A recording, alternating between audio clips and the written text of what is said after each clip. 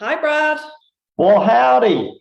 Hi. Thanks for being patient on this thing. It's like, No go on.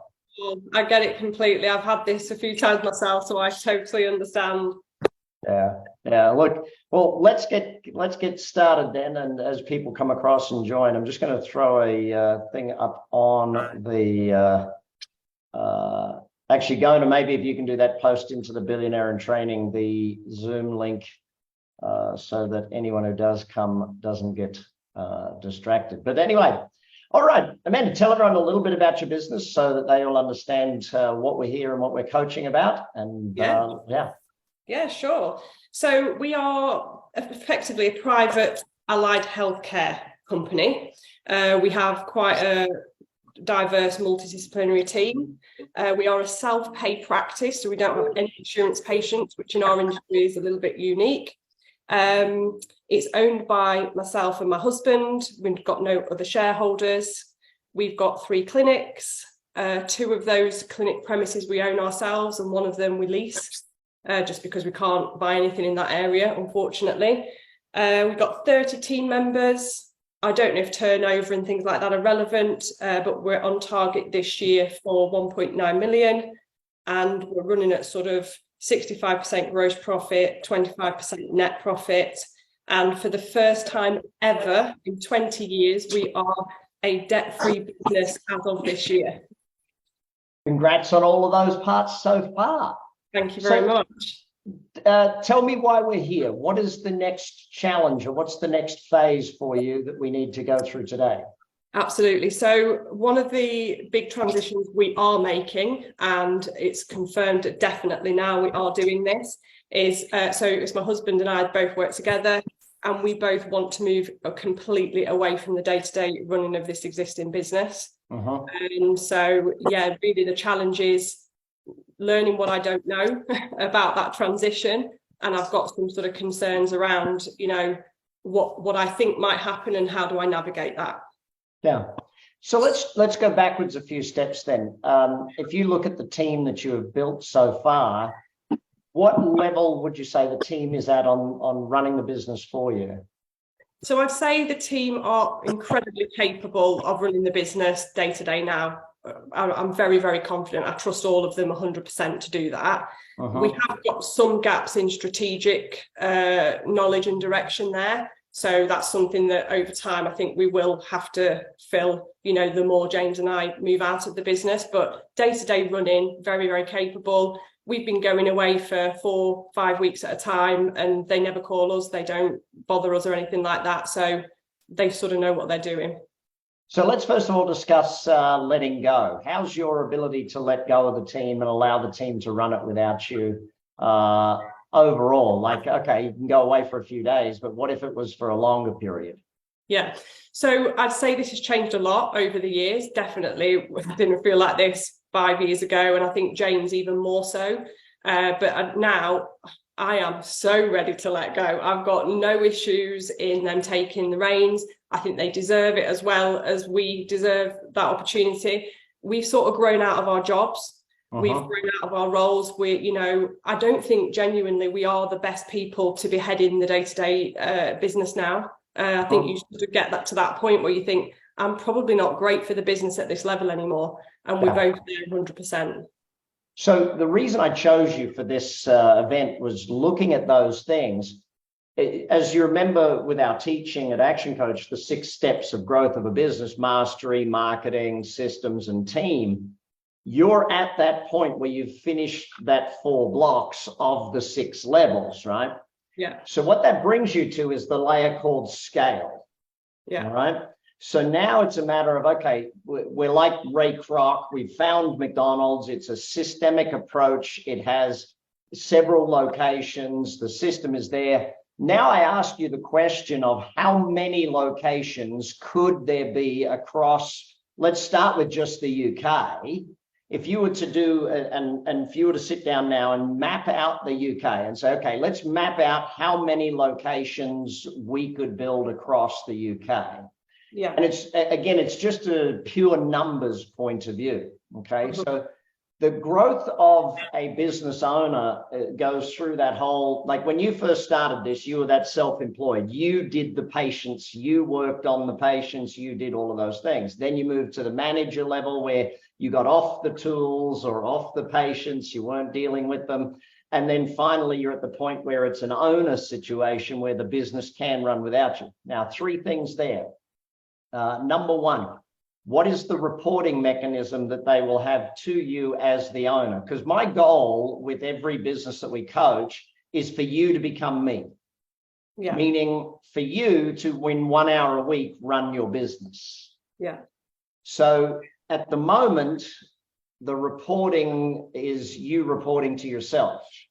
When you switch this, someone's going to be reporting to you. So what does that report look like? Okay, what's the system for that report being done? And second of all, how are you going to train that person to become a CEO or become a GM or become that type of person? So you can't delegate without a system, without training, and without reporting. Yeah. So those three things are sort of the big build for what you've got to do right now to get to that. Then it comes to the scale segment of it, and it's really a decision for you and James to say, do we actually want to scale this thing? But to do that, you've actually got to have the knowledge. So you've got to sit down and work out, what does a scaled business look like? And if I go back to, I'm not sure if you've read this one yet, Amanda. This is the book on scale, pulling profits out of a hat. So it goes through the 5 core disciplines of scale.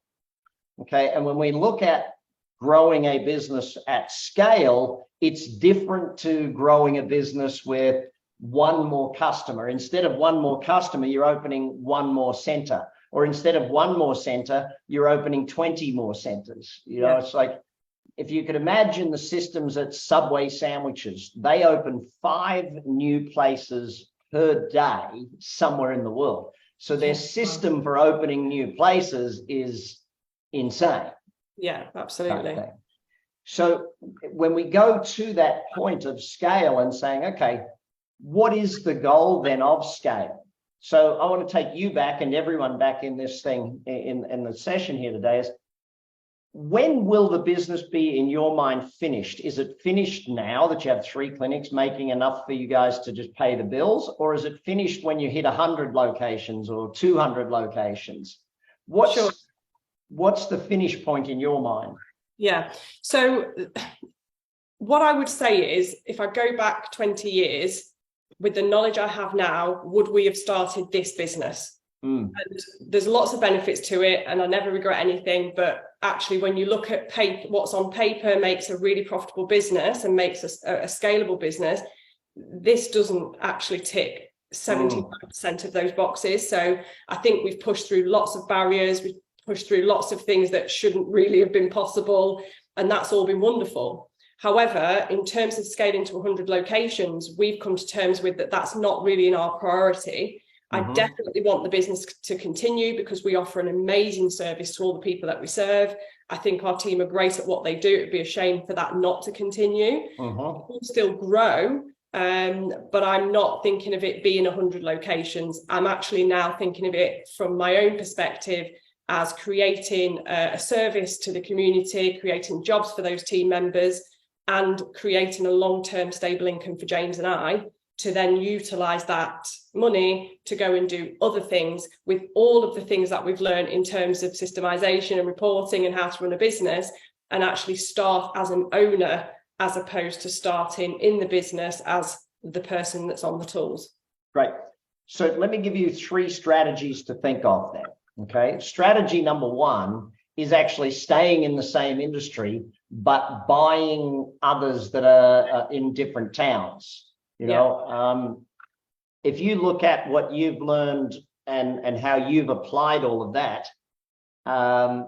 every single town in your country has 2 or 3 places that are still running it the way you used to run it, not the way you run it today. Yeah. And so the purchasing of those is a very simple methodology of taking that knowledge. And it takes you, the first one might take you 12 months to fix it up and turn it around. The second one might take you 9, the third 6, and then you'll have a 3-month system to buy it, change it, do all of those sorts of things with it. And that can be done through purchase. It can also be done through partnership. Yeah. Okay.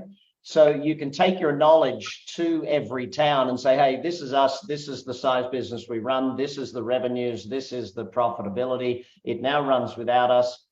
We'd like to help you do that too. We'll do that as a partner in the business. The way we do it is X, Y, and Z. So you can just bring your knowledge to the table. And it's not even you doing it in most cases. It is a team member that you've trained to go in and help these people turn it around, but you do it as a capital and partnership deal rather than just buying it, because then you've got the owner operator in there as well who's desirous of doing all of those things. Okay? Yeah. Now, the third methodology is a little more complex because it involves going to an entirely different industry. Yeah. You know, or a similar industry. I'll give you an example. One of my students he came to my $100 million week, it's a bit of a joke, the name of it, because we actually build $1 billion business plan, and if you mess it up, you'll only make 100 million. So it's like that's the joke of it. But he came, and his business is he has shipping docks. So the dock you bring your ship in, dry dock it, put it on the barge, fix the ship, and then put it back out. And it's a massively capital intensive business. So we pivoted across and said, okay, the dredging business, same sort of revenue, same sort of profitability, 10% of the capital necessary, and about 20% of the humans necessary. Mm-hmm. So if you look within the space that you're in, medical service type space, what's another business that doesn't require the level of capital, it doesn't require the level of training, that doesn't require the level of skill, even the pay structure of the humans?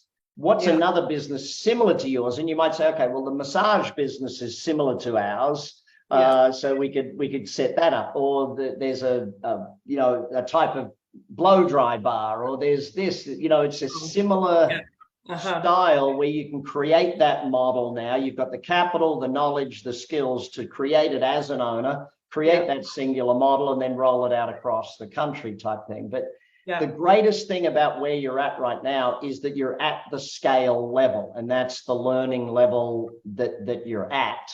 Yeah. So I always, and it's not joking, but it's kind of a joke. I say it's a waste of time building a business to get it to a point where it works and it's a great model, and then only doing it in one location. Yeah. Okay. Now, the other thing to think about with Hatt Clinic is, could you bring in a partner who wants to grow it to 200, 300, 500 locations? Like sell a percentage of the business now to a venture capital fund and say, okay, sell it to them. They come in, they then build, and you build together type thing. They put the capital in to go and acquire all these others. They go and do all that, because you are a very good looking business to a lot of businesses out there type thing, to a lot of investors. Your style business is something that they would be willing to invest in, if that makes sense. Now, what the strategy, they call it arbitrage or roll-ups or whatever you want to call it. But in essence, what it is the capital comes together. Now, if you look at your business right now, anything below 5 million EBITDA is going to command a profitable 5 to 7 times multiple type thing, as long as you got the right buyer. Yeah. Once you get past 5 million EBITDA, though, that multiple raises from 7 to 9s and 10s pretty easy, and even greater than that, because they're buying your systems and everything. So there is a very big reason to go and do that and buy multiple in that row. So if you look at the goals for you guys right now with the business, putting someone in place, run the business there, it's almost like you're at the point of, let's take a breather. Yeah, absolutely. And to understand, like, for where we are both right now, is that the passion for the scalability, the passion for more locations isn't there for both of us. And then when you think about what next or what else, two things that are on my mind is, one, I just need some time to find myself again about, what do I enjoy? What do I want to do, as opposed to what I've been doing because I needed to for the business. And then also just that fear of, what if I get pulled back in again? What if a key team member leaves and I get pulled back in? So they're definitely two things that I can feel are getting in my way of the next step. Okay, two things from my own experience. You will get pulled back in again. Okay, it will happen. It's a matter of how far you let yourself get pulled back in. Yeah. And there's two reasons for that. One is because you don't have enough senior people in the organization yet. Yeah, absolutely. Okay. When you go to scale a business, you have to really professionalize the business. And that means the cost of scaling in the beginning is mostly human capital, as in hiring the really good, strong people that have done it before. Like if you were going to go to 200 locations, you would go and hire someone who has actually run a 200 location medical style business type thing. Yeah. And so to recruit and keep that person. The thing that I'm going to show you, though, if you think about this, if you sit down and actually just said, you know what, we may or may not scale, but if we're going to sell it, it would make sense to have the scale plan done. So what if you took 3 months, and the two of you, while you're first out, if you took that 3 months and wrote that scale plan, here's what generally starts to happen. This isn't as hard as I thought. We could probably do this. See, you know how when you're in the business day to day, you're thinking about that one little thing, that other one little thing. If all of a sudden your whole, let's just imagine a month from now, you've got a map on the wall. Yeah. And it shows the 100 or 200 possible locations for the clinic. Yeah. Do you know, we've actually done that, believe it or not. And the one thing that prevents us from pushing further is there is a real issue with therapist recruitment. So physiotherapy industry and podiatry industry, there is a huge shortage. And I'm not talking like, we all know that if we don't advertise ourselves well and we don't attract the right people, there's barriers to that. But this is a genuine, there are not enough people being trained in order for us to recruit. So excellent. So where's the opportunity right there? To try and find a way, which again, we've thought about, probably not developed, but how could we find a way of training more people to do that job? I'll give you an example. A friend of mine in Australia, hairdressing business. And in his business, he was opening new salons like each month, hundreds of them in the end, all right? He built a training school for hairdressers. Yeah. And didn't take the length of time that all the other training schools took the length of time so that I can get you working after this period of time. Yeah.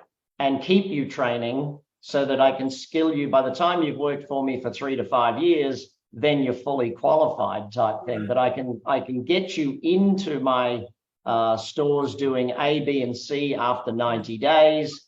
Then you keep training, and after 180 days, I can get you doing D, E, and F, and so on. But here's a really interesting question. How much do you think recruiting companies get paid to find someone that's a good person for a fit in the medical space? Well, we use agencies to do it. So usually they charge, between 10 and 20%, depending on how well you negotiate. Yeah. So you build the school, you're the recruiting agency for all of those other companies type thing. Yeah. When we looked at that previously for physiotherapy, especially, it's a university degree for like 3.5 years. So it's the accreditation that you have to get. And then they have to be HCPC registered, which is like a regulatory body in this country.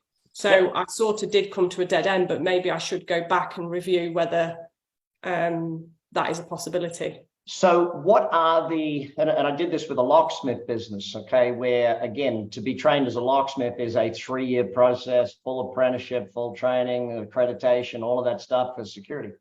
So we sat down and we listed what are the roles that can be done by someone that's not accredited? What are the 80% of the roles type thing? And when you go through all of that, you'll find somewhere between 30 and 80% of what they do on a day-to-day basis can be done by someone that isn't fully trained or fully accredited type thing. I think that's how we've managed to grow how we have, because that's exactly what we did. We diversified. So instead of taking just physiotherapists, we take sports therapists and we get them to do diagnostics and rehab and manual therapy. In the same way, our podiatrists, we can't get podiatrists very, very well. So we've now trained foot health practitioners. We've put people who've not been trained, put them on a course, and now they can do only 75% of the work, but that's still a whole chunk of work that we weren't able to fulfill had we not done that. So I absolutely agree with your thinking on that. Now, I'm going to bring you to an extra point on this one, okay? One of the reasons, I'll just use ActionCOACH as an example, okay? One of the reasons we go to franchising is because a lot of those people who are really, really good don't want to work for someone else. They actually want to own their own business. Yeah. So if you look at the franchise model in your field and having podiatrists buy it or having physiotherapists buy the franchise, that way you bring it in. I'll give you an example of that one. We, in Western Australia, one of my clients, he has all the mining businesses, they have to do health checks on all of their staff, right? And they're grueling days. They're 12 to 14 hour days for the nurses who go out and do this. And he sits there and he says, we just can't find nurses who want to work 12 and 14 hour days. I said, let me ask you a question. Who likes working 12 to 14 hour days? And they're all like, no one does. I said, no, not true. Who loves working 12 to 14 hour days? Business owners. See, when it's a business opportunity, there's a much bigger difference to those coming on board than there is if it's, when it's a work for self and biz op, there is a much bigger difference in the quality, caliber, and the type of person that you will get to come join you. Absolutely. So this is one of the things with scale. A lot of the times when it comes to scale, and there's about 14 models we talk about to scale a business, okay? Like the actual business model itself, not the strategies or not the disciplines. But when we come to scaling that business and we say, okay, which model do I want to use? Most people look at one or two models and then realize, none of these actually are the model that I want to do. Yeah. And when you look at all 14 models and you say, you know what, I'm going to do a combination of the rental model and the licensing model. And once you go through all of the different models, you can sit down and start to see, well, there is an easier way to do this than capital expenditure and doing it all ourselves and recruiting all of these people and building a school and all that sort of stuff. If I was to write a letter to every single business in the country in your space, right? All the podiatrists, all the thing, and talk to them about, hey, we have an opportunity. We're looking to bring on licensees. We're looking to. There is a very good chance that there would be somewhere between 50 and 100 of them that would say, hey, yes, I would really love to join your organization. And then it's a matter of an offer and an acceptance as to how they do that. Yeah. So don't rule out scale because the one model you looked at said this is going to be a lot of work. Yeah. Whatever you do is going to be a lot of work, whether it's this business, another opportunity. But see, I, as an investor, right, would look at what you've done so far and go, that's the perfect business for me to invest in. It's the perfect business to say, yes, easy to move through, easy to go do this. What would you see from an investor's point of view as the biggest asset? What would be your motivation for purchasing, for example, or investing? Three things, really. If I look at what investors look at when they're coming into companies such as this, number one, it's already profitable. Yeah. Okay. So we want things that are already making money. We don't want to buy something that has to be turned around as an investor. As a buyer or an entrepreneur, you want to buy turnarounds in some cases, but as an investor, you really want to do a turnaround. Yeah. Right? Second thing is the human capital. Okay. So when you're an investor, you're actually investing in the people. Yeah. Just as much as you are in the idea or the business or the thing. The third thing is the actual business model and its scalability. Yeah. So the scale of the model is a very big part of it. You know, your story of we've now built, you know, and you could almost use the 6 levels of the business coach book and say, we've built the 4 levels. We're now at scale. We now have proof of concept in 3 locations, not 1 location. We're now ready to either scale with capital or scale with that. Now, the other interesting side of it, looking at your profitability, we could recruit a lot more people to grow your business just by increasing the wage structure by 10 to 15 or 20%. Mm. Because the profitability is there, if we increase the wage structure by 10 or 20%, we would very quickly attract the people across that we needed to build at that level. A lot of the times people just want to play fair and just pay what the rest of the market's paying, but that doesn't make sense when you're at scale. You know, I look at Silicon Valley pays these kids ridiculous money when they come out of college, but they have to, because that's the capital that is needed. So think of those few things as you pose it. But again, I would, if I was in your shoes, I would take 3 to 6 months and evaluate all the models of scale and evaluate that. Give yourself that breather. Yeah. Build a couple more senior people into the organization. Maybe even recruit someone that will help you, you know, be that person that could handle some of the scale, like the chief operating officer or the human resources officer that could help you with that. And do that sort of thing, but definitely go backwards from there. All right, so take me through, let's go to day-to-day stuff of the business. Let's go through 2 or 3 of the day-to-day things where it's good, but it could be great. So would you call recruitment day-to-day? 100%, yep. Yeah, so recruitment definitely could be better. In fact, I just worked a bit on this yesterday, trying to get a bit more distance from it all. Right. So that's the first one. Marketing. I've again done a lot of changes this year, but there's still loads of work to do. I'm all about now trying to get predictable leads, making sure we can actually measure. Well, we've always measured it, but now I want it on demand. And I've found a couple of ways to do that, but there's got to be loads more that we're not tapping into 100% of that. And then the third day-to-day, I think really identifying. Well, no, actually, the biggest one day-to-day challenge is the type of model that we have. And James said something to me recently, and I thought this is exactly it. We have an idealism of the service that we want our patients and our customers to receive. Getting our team to deliver that idealism is actually really difficult, because we're a multidisciplinary team, and what we're talking about is basically you recommend to the patient exactly what they need, what is the best possible option, the gold standard option. Don't worry about how much it costs. That's their thing to deal with. Don't worry about this, and this. Clinical staff really struggle with that. They struggle with KPIs. They struggle with being measured and monitored. They really struggle. So it's a constant battle. I think we probably do it better than most of the people in our industry, and our team are really good.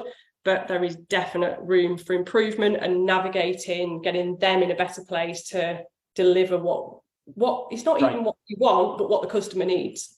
So let's go back to, what is the system for telling the customer what they need? So we've got a lot of systems. Everything in our business is uber systemized. Okay, let's go to just that one little point. Yeah. Okay.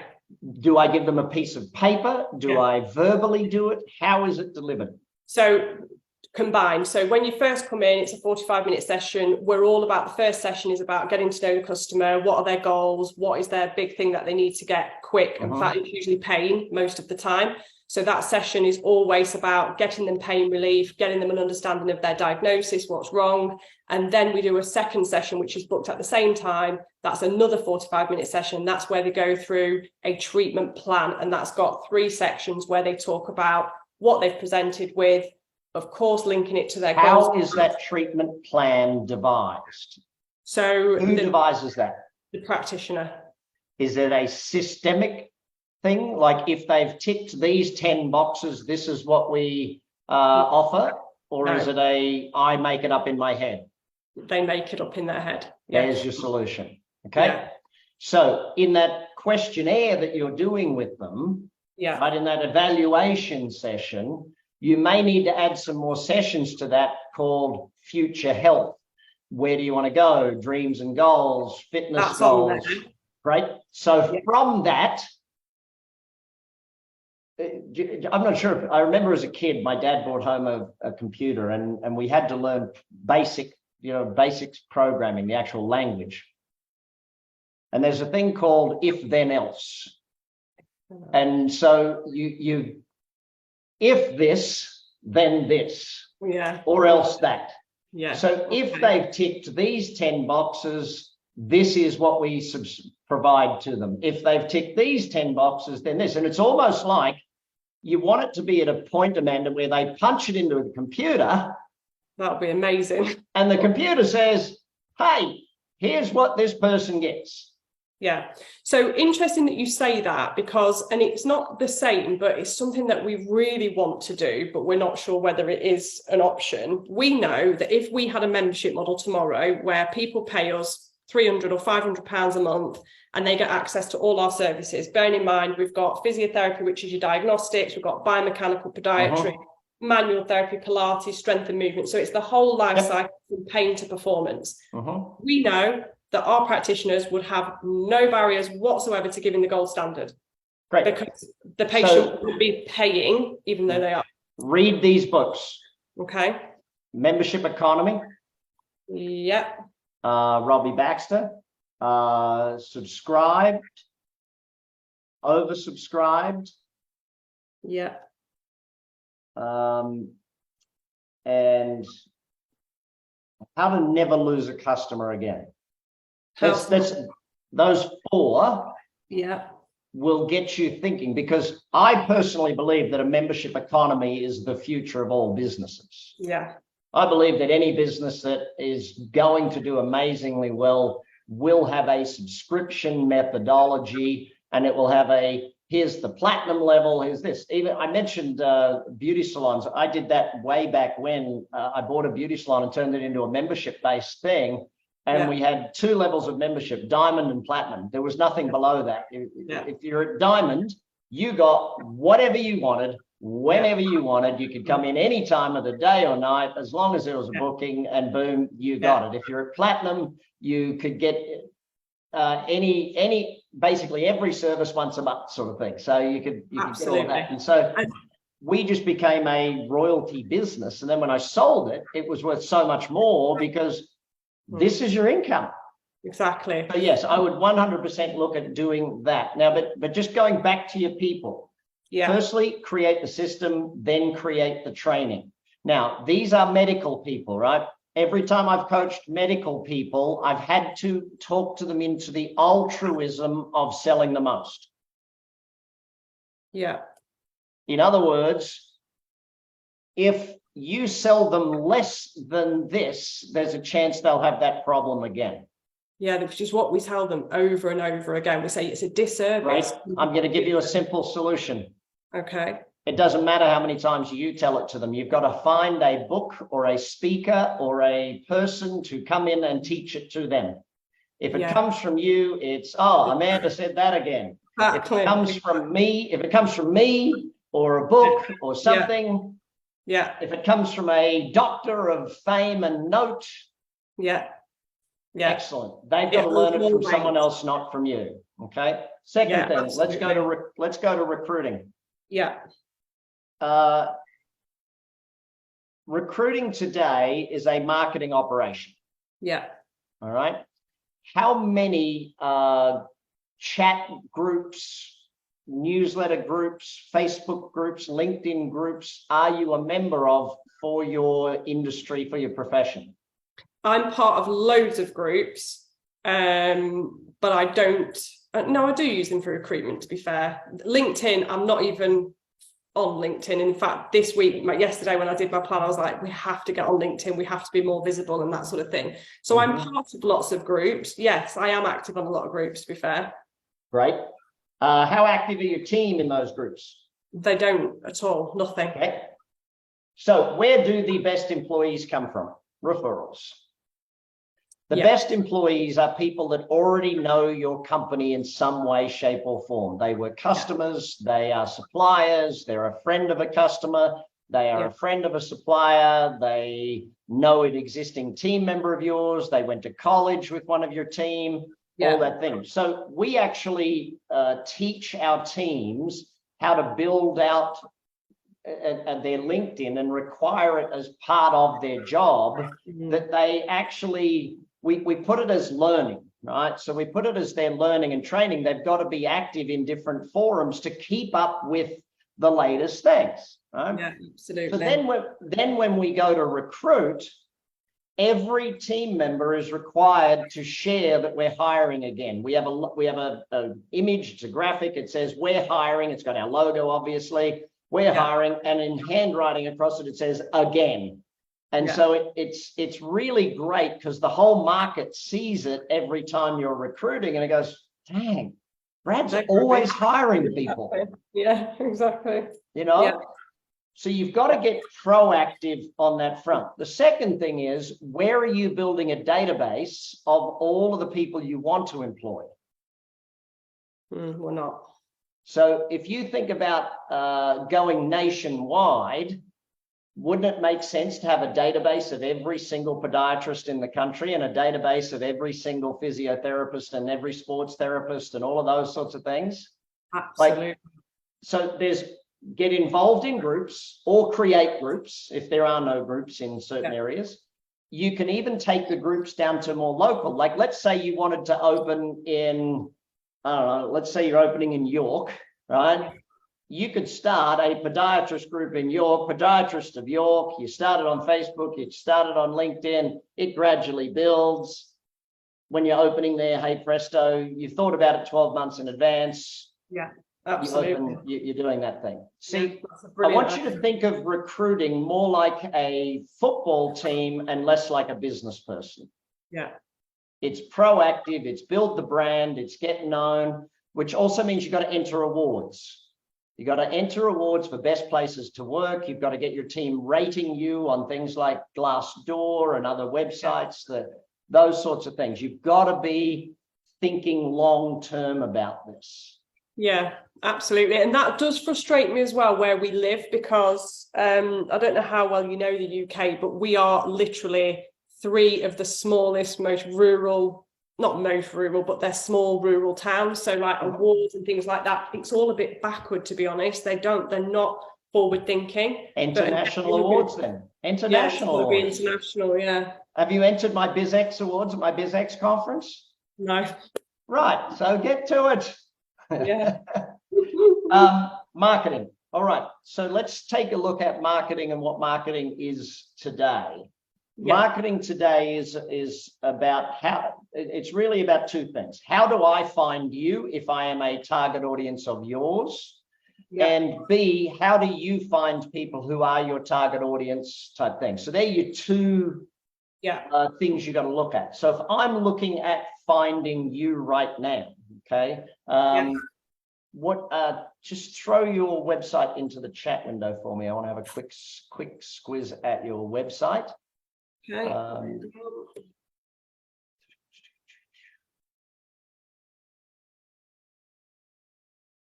By the way, gang, if anyone has a question, Mikey, I've read those comments. It's great comments. Thank you for that. If anyone does have any questions for me, because I will go to question and answer in just a little bit.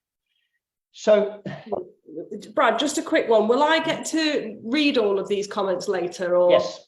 Yeah, yes. Sarah will send you a copy of everything and all of that sort of stuff. Okay. So let me take a look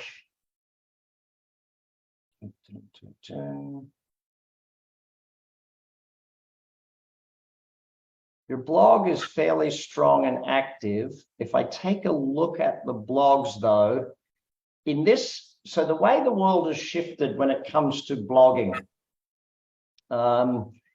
it used to be that you did a 300-word blog and it was fine. Now it's a well-researched, and I would rather you did one great article more than 10 short articles type thing. Like a blog with 10 photographs in it actually gets a better response than a blog with 1 or 2 photographs in it. Right, okay. A blog with a quote, because Google does quotes at the top now. A blog with an infographic that lays out the lessons in an infographic. And then you can post that to Pinterest, and Pinterest then sends them to your blog type thing. Okay. Most of your site is fairly strong. I would read the book, or even actually my podcast with him is a good starting point. Marcus Sheridan. If you go on my website, bradsugars.com, the podcast, actually can you throw that link in for everybody? If you go and take a look at that podcast, Marcus talks about all of the things that should be on a great website so that people will find you. Brilliant. And it's a lot of research that his team has put into it. So yeah, there's the link for the podcast there for you and for everybody. Just having that website rebuilt as well, because it's quite old. So we've just instructed a new designer someone we've been working with previously, and he's going to redo it all for us. So that will help with the blogs as well. So let's go backwards 2 or 3 steps. The actual design of the website is about the 5th thing you decide on. Yeah. Okay. The platform that you will host the website is the first thing that should be decided on. And I'm rare to recommend anything other than HubSpot these days. Okay. Because of the analytics it gives you and the understanding it gives you of what's happening. Like in HubSpot, we can see if someone has read, like for us, we know if someone's read 30 pages of our website or been on our website and seen so many different articles, we know that they will be an easy sell. If someone's seen 1 page, we know that it's almost impossible to sell them. And there's a lot of education that needs to happen to bring them to that point. Okay. Yeah. So take a look at that side of it, then the building of all of the knowledge base that needs to be on there, all of the articles, and Marcus has got a great structure of that. And also brand story. What's his name? The book is called Brand Story. They have a great structure for the story that should be on your website and how your website should tell the story of how great your customers are type thing. But that's finding you. So you've got that side of it. The second side of it is, how do people that need treatment find you, sort of thing. Thanks, Mikey. Donald Miller. How do people that need you find you? And this is where my book is really, this is the one I just put out, okay? Raise Your Hand Marketing, okay? Now, what Marcus talks about is how do they find you? What I talk about is how do you find them? Type thing. And so by going after them, and this is where things like Facebook advertising, Google advertising, see if someone's watching a video on Google that is how to deal with lower back pain, how to solve, all the things you deal with, and whether it's your video or someone else's, if someone's watching that video and they live down the street from you, you want your ad in front of them. See, this is where I see people spend so much time on social media, but they're not running Google ads. Well, we're doing the opposite. We don't do Facebook at all now. We have like 4 standard questions or sort of theories that we do. We schedule them for 6 months, don't do anything with them. And all our time has actually been spent on Google Ads. And we generate really good results from Google Ads now for 2 of our, one of our services, and the other one's just growing now. So I realized a while ago, I thought Facebook does nothing for our business. It just doesn't, it's not where our demographic is. It's not the people that are going to respond to us. So Google Ads is really I'm going to mess with your head just a little bit. Okay. Facebook, Instagram would be amazing for your business. Right. because of things like testimonials and stories and just where you tell the story of Mary who came in and had all this pain and those sorts of things. And then Mary recommends you to all of her friends. See, the reason that's where we're lazy. Yeah, we are lazy on the testimonials for sure. See, the reason most people mess up with social media, and I'm doing a 2-day digital marketing course in November. If you want to come along to that, Gona has details or Sarah has details. The reason most people mess up with social media is they think it's about what I'm saying. It's not. It's about what everyone else is saying about me. So it's what we do with social media is we aim to get other people promoting us rather than us promoting ourselves. Yeah. It's how can other people tell the world how great I am is really what social media is about. Yeah. It's also about creating community. Yeah. You know, if you think of how many physical trainers are there, personal trainers are there in the vicinity of your area, right? How do you create a community with all of them where they feel like, you know, they want to be a part of the Hatt Clinic team because it's a great organization moving. Do you know what I mean? It's like that. No, absolutely. So the purpose of social media is not necessarily to create new business, but it allows you to go and create new business. Because here's what then happens. How you run your ads on Facebook, if you've got an active page, the ads and the type of people you find are based on that. And so if I'm running Facebook ads, same way you're running Google ads, if I'm running Facebook ads and my Facebook page is awful, Facebook will not really give my ads any time of day, and therefore my ads won't get the result they want. See, the content we put on Facebook determines, and Instagram and LinkedIn as well, but LinkedIn's more for recruiting than it is just for customers. But you will find you'll get a great number of customers from Facebook and LinkedIn because it allows you referrals, it allows people to talk about you. Like when I come into your place, right? Yeah. And you just ask people, hey, what's your favorite, Facebook or Instagram? And they say, Instagram, great, give me your phone. I'll take a photograph of you so you can post it. Yeah. But, you know, I just sold out of our restaurant, but in the restaurant, when people sit down to their dinner, we give them a cocktail menu first or a drinks menu first. We take their drinks out, then we bring them the food menu. But when we give them their drinks, as soon as they've got their drinks, the staff is trained to ask one question.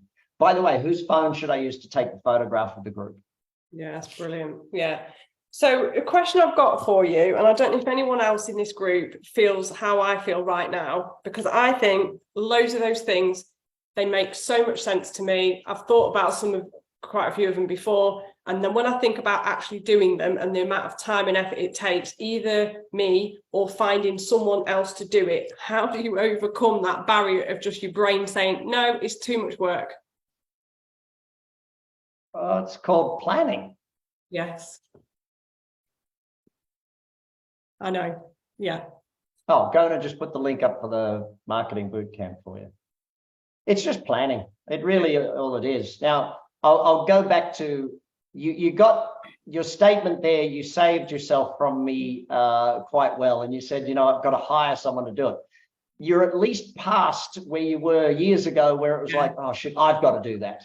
Yeah. You know, the whole I've got to do that. But you think about it, if in business, where you have a lack of performance, you either have no team member or you have the wrong team member. Yeah. So who is the chief marketing officer of Hatt Clinic? It is me now. Yeah, well, you raise your hand. Who's the human resources manager and recruiting manager at Hatt Clinic? Sort of now, but I've got an ops manager who does a lot of it now, thankfully. But yeah. You know what I mean? It's like I do. Yeah. When you look for growing a business, the right people in the right seats. I think that's really powerful. Where there is a lack of performance, you either haven't got the right person in the job or you need no one in the job. Yeah, exactly. Yeah. You know, and every time I see it, I sit there and go, like last year, we did a survey of our franchise partners, and one of the challenges was communication, right? That they don't feel like they're listened to enough. And I sat back to the team and I said, who's accountable for communication and listening to our franchisees? And everyone looked around each other at the boardroom and went, nobody. Excellent. We need to have someone who that's their job, you know. So we promoted one of our team to partner experience manager, and all of a sudden now there's someone whose job it is to listen to them and learn from them. And amazingly enough, they come up with really great ideas when you listen to them. Absolutely. So it was just a matter of, you know, when we got that low score, it wasn't a low score, but it was nowhere near as good as the other schools. Yeah, we had to go to that. So absolutely. Yeah, right. No, I understand, definitely. So how many million things do you have now to do? A lot. Okay, you've actually only got one thing to do, and that is recruit some good people that can take care of this stuff. Yeah, absolutely. And that's what I'm really determined to do, because I hear what you're saying is that it is a fallacy for me to think I won't get pulled back in, but the more people I get in place, the more training gaps I fill, the less likely I'm going to get pulled back in a way that I really don't want to. So it's really motivating me to really fill that structure above where we, you know, beyond where we currently are, as a safety net, as much as performance, of course, but also that will give a safety net for me, not to get deeper back into it. Yeah, like I love the fact that, you know, I mean, I look at end of last year, we had one of our very senior team pass away, and him going away put a strain on the rest of the team, but I didn't get pulled back in. Right. Okay. But it's one of those things, because I have an executive of, you know, 8 people. It's fairly, there's enough cross training amongst all of them to handle things and do it that way. But yeah, listen, I want to just say thank you for being very open, and there's some amazing scale lessons in what you've asked about today for everybody, and I'm really, really happy we got to do this.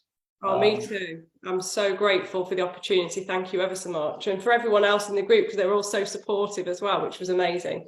Yeah, look, we will post the recording of this back into the group, because obviously and Gona just pointed out to me what I did wrong, by the way. To bring someone on, I have to be on my phone, not on my computer. So therefore, that's where I messed it up. And when I tried to invite you on from my computer, it froze the whole dang thing. So thank you for now pointing that out, Gona. I will not make that mistake again. So everyone else that's on here, if anyone has any questions, you can come off mute and just ask away. If you've got any challenges that you want a little bit of coaching on too, come off mute and ask away. But Amanda, thank you so much for being open and very clear on it for all of us from there. If it looks like no one else has got questions, gee, this makes it easy. Got to. Yeah. Welcome, Everardo. Welcome, Francois. Thank you for being here, guys, and thank you for your patience in coming across to the Zoom platform rather than where we were supposed to be on Facebook. Cheers, gang. Be well, everybody. Thanks, Amanda. Thank you, team. Thank you very much, Brad. Thanks, everyone. Absolutely loved it. Thank you so much. Bye for now. Have a great day. Bye.